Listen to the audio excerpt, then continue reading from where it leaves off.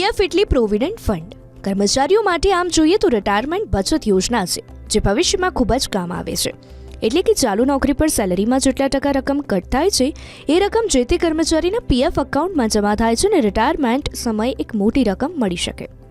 ત્યારે તમને જણાવીએ કે પીએફ એકાઉન્ટની લિમિટ કેટલી છે. તો ઈપીએફઓના નિયમો અનુસાર એમ્પ્લોયર તરફથી 12% જેટલું યોગદાન આપવામાં આવે છે. એમાંથી 8.33% જેટલી રકમ કર્મચારી પેન્શન સ્કીમ એકાઉન્ટમાં જમા થાય છે અને બાકીની 3.67% રકમ કર્મચારીના પીએફ એકાઉન્ટમાં જમા થાય છે. હાલમાં પીએફ એકાઉન્ટની લિમિટ 15,000 રૂપિયા છે. જો કે પીએફ એકાઉન્ટમાં યોગદાનની લિમિટ ફક્ત કર્મચારીઓ માટે બંધ રાખવામાં આવે તેવી શક્યતા છે, જેનાથી એમ્પ્લોયર પર અસર નહીં પડે. આ વ્યવસ્થાને કારણે 6.7 કરોડ કર્મચારીઓને ફાયદો થશે.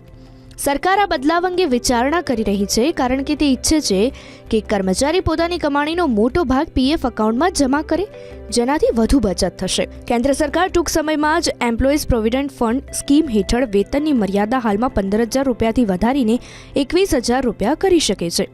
જો કે હાલના નિયમ મુજબ કોઈ કર્મચારીએ 1 સપ્ટેમ્બર 2014 બાદ નોકરી જોઈન કરી છે તો તેના પેન્શન ફંડમાં 8.33% રકમ અથવા તો મેક્સિમમ 15,000 રૂપિયાનું યોગદાન આપી શકે છે.